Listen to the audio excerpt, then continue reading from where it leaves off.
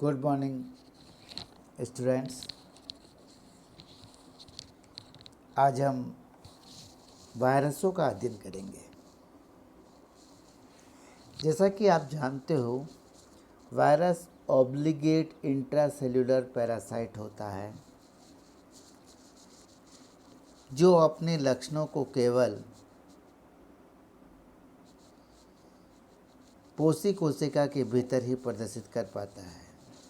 ये पोषी कोशिका या तो बैक्टीरिया हो सकता है, एनिमल कोशिका हो सकती है या पादप कोशिका हो सकती है। वायरस सजीव और निर्जीव के बीच की कड़ी है।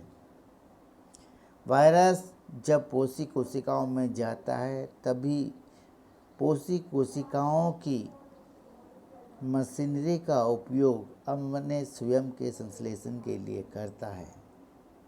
इसीलिए वायरस को ऑब्लिगेट इंट्रासेल्युलर पैरासाइट कहा जाता है। अविकल्पी अंतकोशिकीय परजीवी।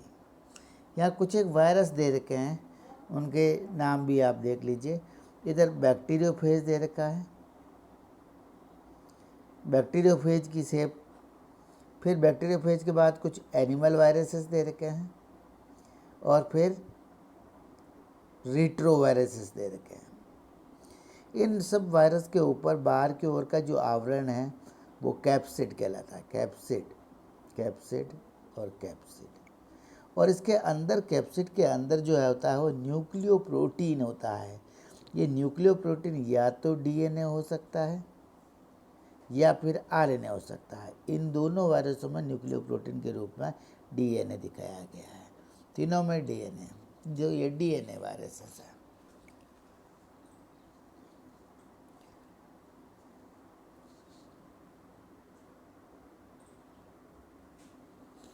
वायरस जो होता है कोशिका के बाहर इनर्ट होता है। किसी भी प्रकार का एंजाइम या एंजाइम की क्रियाविधि कोशिका के बाहर वायरसों में नहीं देखी जाती है। जो ही वायरस किसी होस्ट कोशिका में पहुंचता है तो इस होस्ट कोशिका का जो वायरल न्यूक्लिक एसिड है, जो या तो डीएनए हो सकता है या फिर आरएनए हो सकता है, ये टेक ओवर करता है। जो सेल की प्रोटीन सिंथेसाइजिंग मशीन है उसको टेक ओवर करता है एंड सेल को इस प्रकार निर्देशित करता है कि सेल नए प्रकार के वायरस पार्टिकल्स का संश्लेषण कर सके रेप्लिकेशन के माध्यम से।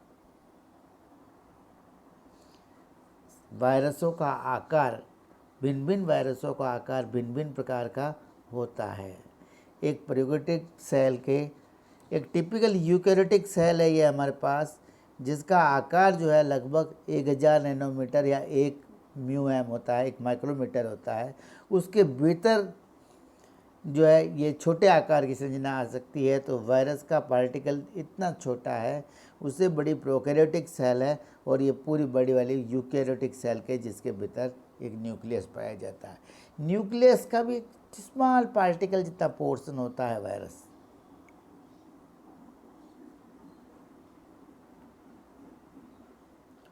अब फिर वायरसेस के बारे में क्या कहता है?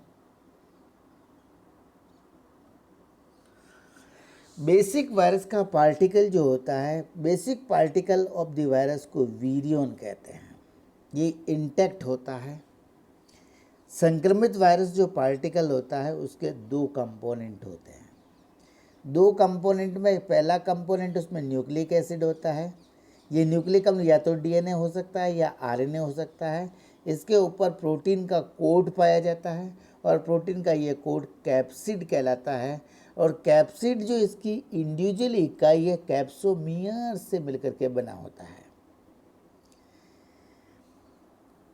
कुछ कभी कभी जो इसका आउटर एनवलप होता है वो एक मेम्ब्रेन के समान भी होता है और मेम्ब्रेन जो होती है वह होस्ट सेल की जो मेम्ब्रेन होती है उससे व्युत्पत्तित हुई होती है।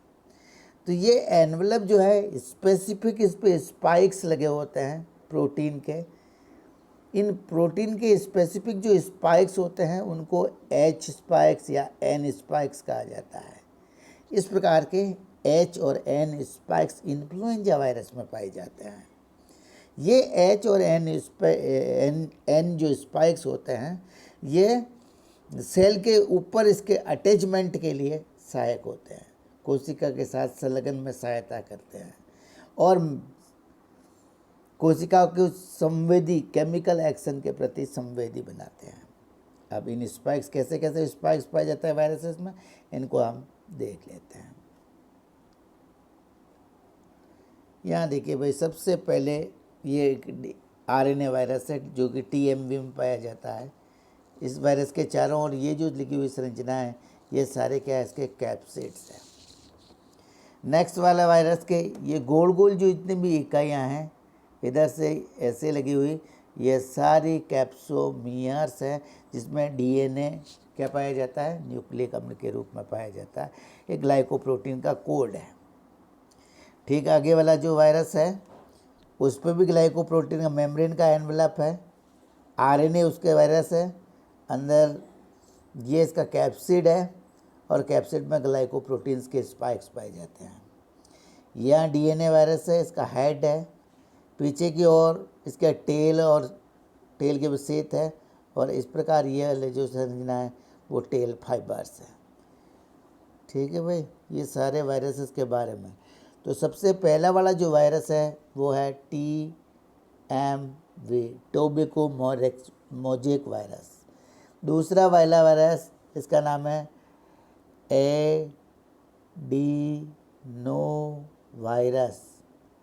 एडिनोवायरस की संरचना है दूसरे वाले। तीसरा वाला जो वायरस है वो है इन्फ्लुएंजा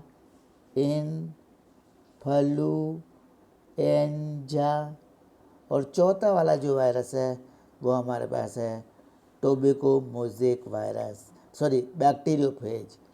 ये है बैक्टीरियोफेज।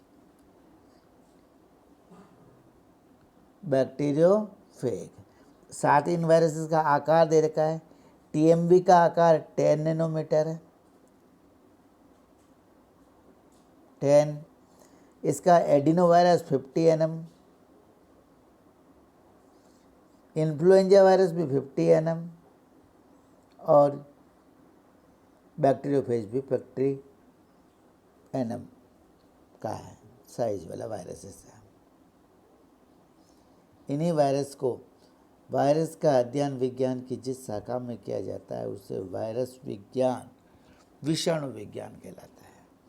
अगर विभिन्न प्रकार के वायरसेस उसकी हम आकार की देखें तो इस प्रकार एक हेलिकल लाइक, एक रॉड लाइक हेलिक्स नुमा संरचना में के रूप में पाया जाता है। इसको कहते हैं TMV वायरस या इबोला वायरस। ये एक पॉलीहाइड्रल वायरस है। कैसा है भाई, पॉलीहाइड्रा, जिसके हर कोने पर हेक्सागोनल और पेंटागोनल बन गया तो इसको पॉलीहाइड्रल कहते हैं। इस पॉलीहाइड्रल शेप के जो वायरस होते हैं वो एडिनो वायरस और पोलियो वायरस है। अब ये ऐसे केवल एनवलप बन गया और उसके ऊपर स्पाइक्स लग गए तो ये कैसा हो गया, एनवलप्ड वायरस हो गया। और एनवलप्ड वायरस किसका होता है, फ्लू का, ये इन्फ्लुएंजा का वायरस है। और एक कॉम्प्लेक्स शेप है जिसमें एक हेड है, दूसरी टेल है, टेल के ऊपर टेल की सीट है और टेल फाइबर है। इस प्रकार का कॉम्प्लेक्स स्ट्रक्चर जो होती है वो किसकी होती है, बैक्टीरियोफेज की होती है। तो ये वायरसेस के विभिन्न प्रकार के आकारों का हमने अध्ययन किया है।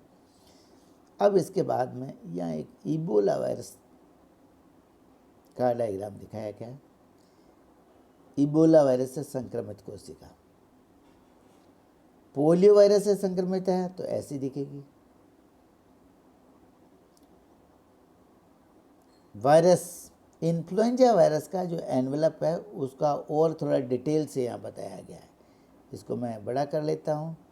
ये इन्फ्लुएंजा वायरस का खोल है। ये इन्फ्लुएंजा वायरस है। यहाँ इसके खोल को देखें तो ये एक प्रकार का आरएनए वायरस है। तो इसमें अंदर की ओर तो ये सारे क्या है, आरएनएज हैं। और इस आरएनएज के ऊपर ये वाला जो आवरण है ये क्या है, इसका कैप्सिड है। कैप्सिड बना हुआ है कैप्सोमियर से। उस पर लगी हुई संरचनाएं हैं, उनका नाम इसने बताया।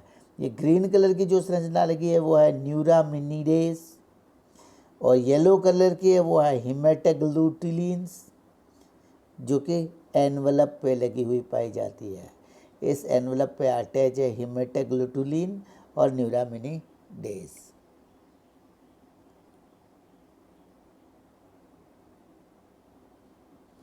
बैक्टीरियोफेज वायरस जो होता है वो एक जटिल प्रकार का वायरस है। बैक्टीरियोफेज वायरस की संरचना का निर्माण करने के लिए एक हेड पाया जाता है और दूसरा इसमें टेल होता है। हेड जो होता है उसमें अंदर इसका न्यूक्लिक एसिड होता है।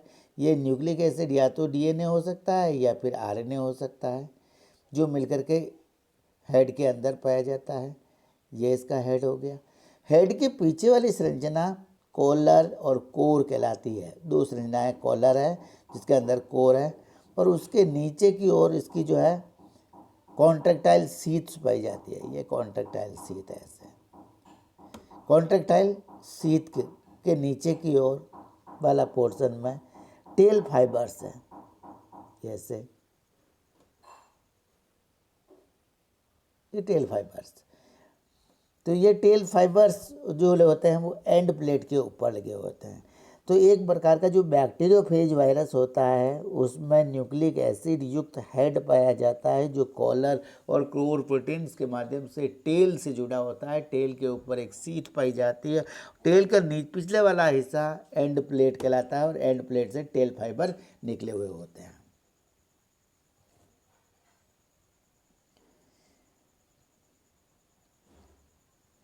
ये वायरस का कल्टीवेशन के बारे में बता रखा है कि वायरस का जो कल्चर है वो कहाँ, वायरस के कल्चर के लिए जीवित कोशिकाओं की आवश्यकता होती है। ये जीवित कोशिकाएं टिश्यू कल्चर के माध्यम से तैयार की जाती है। एम्ब्रियोनेटेड एग्स और बैक्टीरिया में इसका कल्चर तैयार किया जाता है, जो यहाँ दर्शाया गया है। अब वायरस के कल्टीवेशन से संबंधित और इसने कहा है लिविंग सेल्स चाहिए, होस्ट सेल्स चाहिए। टिश्यू कल्चर होता है एम्ब्रियोनेटेड एग्स में, बैक्टीरिया कल्चर में, और बैक्टीरियम को लॉन में ग्रोन किया जाता है। And virus are clear zone प्लाक्यूप्लाइट्स।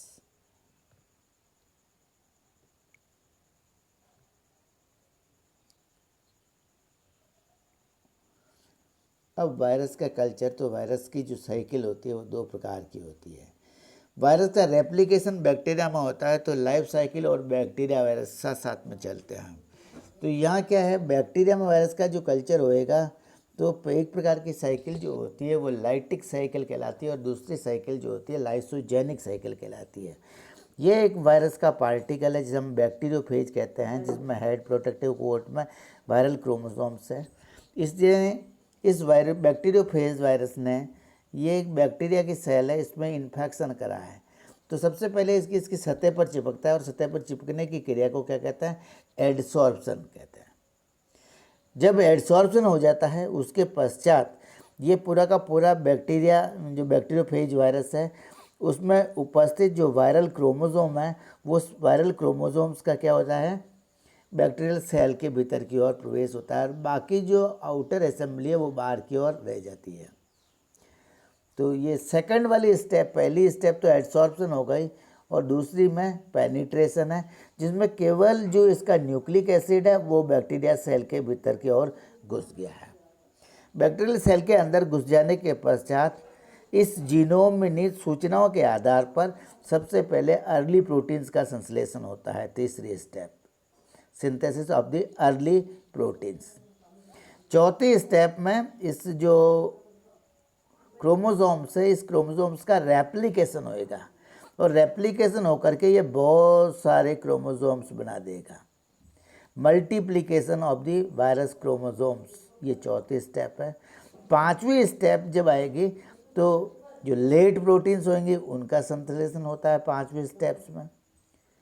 और छठी स्टेप में हमारे पास प्रोटीन्स बन गए और न्यूक्लिक एसिड बन गया, तो उसकी वापस असेंबली बनेगी, यानी जो न्यूक्लिक एसिड है वो अंदर रह जाएगा, और उसके ऊपर सिर और टेल वाला रीजन का viral chromosomes are surrounded by newly synthesised protein coats. नए जो प्रोटीन के आवरण बने उसके अंदर न्यूक्लिक एसिड को लपेट दिया जाता है। जब इस प्रकार पूरी कोशिका इन बैक्टीरियोफेजेस से भर जाती है तो इनके दबाव के कारण ये बैक्टीरियल सेल जो है फट जाती है और जब बैक्टीरियल सेल फट जाती है तो सारे के सारे वायरस जो होते हैं बैक्टीरियोफेज बाहर की ओर रिलीज हो जाते हैं। ये 7वीं फेज लाइसिस कहलाती है। इस प्रकार एक बैक्टीरियोफेज में इस प्रकार की जो साइकिल होती है, इस साइकिल को लाइटिक साइकिल कहते हैं। क्या कहते हैं? इस साइकिल को कहते हैं lytic cycle, LYTIC, lytic cycle. क्यों कहते हैं? क्योंकि इसके पश्चात जो बैक्टीरियोफेज की सेल होती है उसका विघटन हो जाता है या लाइसिस हो जाता है, इसलिए। अब नेक्स्ट स्टेप में चलते हैं हम। वायरसेस की जो लाइफ साइकिल होती है वो 2 प्रकार की होती है। एक तो लाइटिक पाथवे होता है जिसका हमने अध्ययन कर दिया। तो ये वाला जो पहला पोर्शन है, इन्फेक्शन हुआ बैक्टीरियोफेज से, इसका सिंथेसिस हुआ, वायरस पार्टिकल का जो पूरा वायरस पार्टिकल से सेल भर गई और टूट गई, तो इसको हमने लाइटिक साइकिल कह दिया। लेकिन दूसरी प्रकार की साइकिल जो होती है वो लाइसोजेनिक साइकिल होती है। लाइसोजेनिक प्रकार की साइकिल में जब बैक्टीरियोफेज का जो होस्ट सेल है उस पर अटैचमेंट होता है और उसके साथ इन्फेक्शन होता है, तो वायरल का जो जीनोम होता है वो बैक्टीरिया के जीनोम के साथ में इंटीग्रेटेड हो जाता है, और इंटीग्रेटेड होने वाली ये जो अवस्था बनती है उसको प्रोफेज कहते हैं। इंटीग्रेटेड अवस्था में जब बैक्टीरिया का डिवीजन होता है तभी इस सेल का भी डिवीजन होता है। इस सेल का भी रेप्लिकेशन, वायरल जीनोम के रेप्लिकेशन के साथ ही, बैक्टीरियल जीनोम के रेप्लिकेशन के साथ ही वायरस के जीनोम का भी रेप्लिकेशन होता है। इसलिए इस प्रकार का जो बढ़ना होता है वो धीरे धीरे बढ़ता है। इसमें जो बैक्टीरिया की सेल है वो नष्ट नहीं होती है। जो बैक्टीरिया बढ़ेंगे त्यो वायरल जीनोम भी बढ़ता है। तो इस प्रकार का जो साइकिल होता है, तो इस दूसरा वाला साइकिल वाला पाथवे लाइसोजेनिक पाथवे कहलाता है। तो वायरस के जीवन में 2 प्रकार की लाइसिक और लाइसोजेनिक प्रकार की साइकिल्स पाई जाती है। यहाँ एक वायरस हमें दिखाया गया, एनिमल वायरस की लाइफ साइकिल है।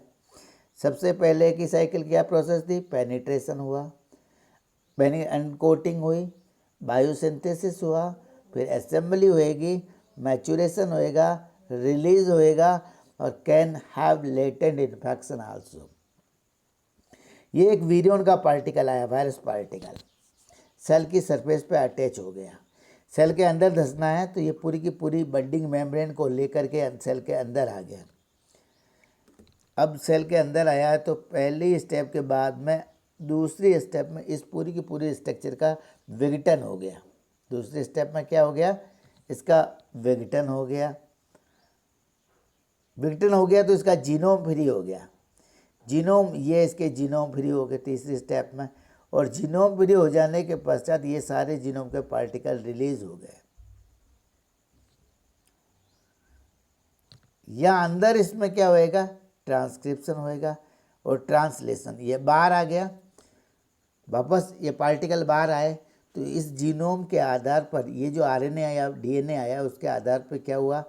ट्रांसलेशन हुआ। ये राइबोसोम्स है, इन राइबोसोम से प्रोटीन का संश्लेषण हुआ 5वीं स्टेप्स में।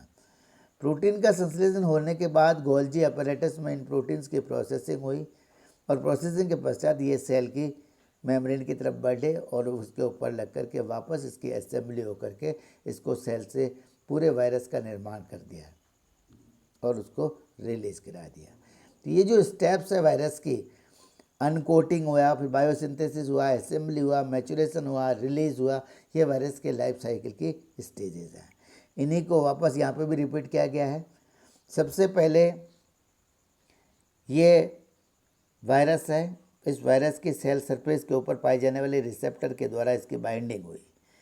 सेल के भीतर पेनिट्रेशन हुआ, पेनिट्रेशन के पश्चात इसका ऊपर का आवरण घुल गया तो इसको कह दिया अनकोटिंग हो गई। सिंथेसिस ऑफ वायरल डीएनए, ये आरएनए वायरस था, इस पर रिवर्स ट्रांसक्रिप्टेज एंजाइम काम करेगा और वायरस का डीएनए बना देगा।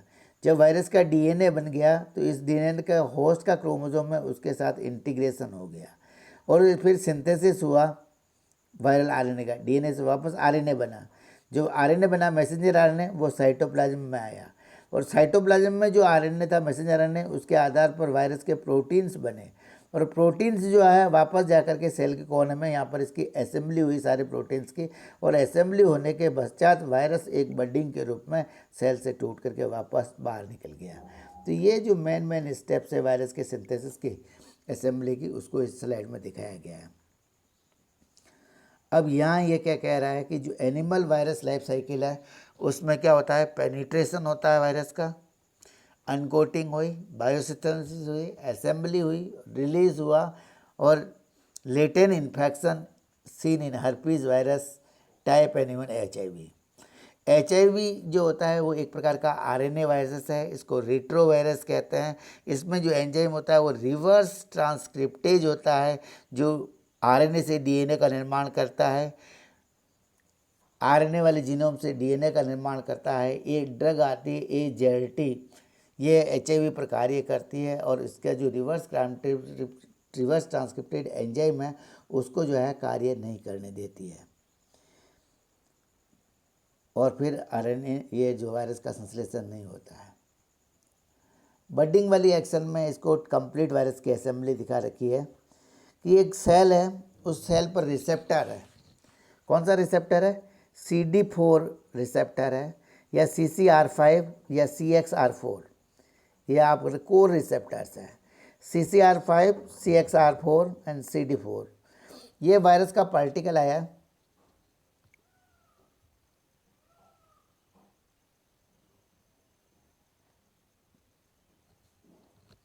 यहाँ वायरस का पार्टिकल है। ये वायरस आकर के इस CD4 और CCXR या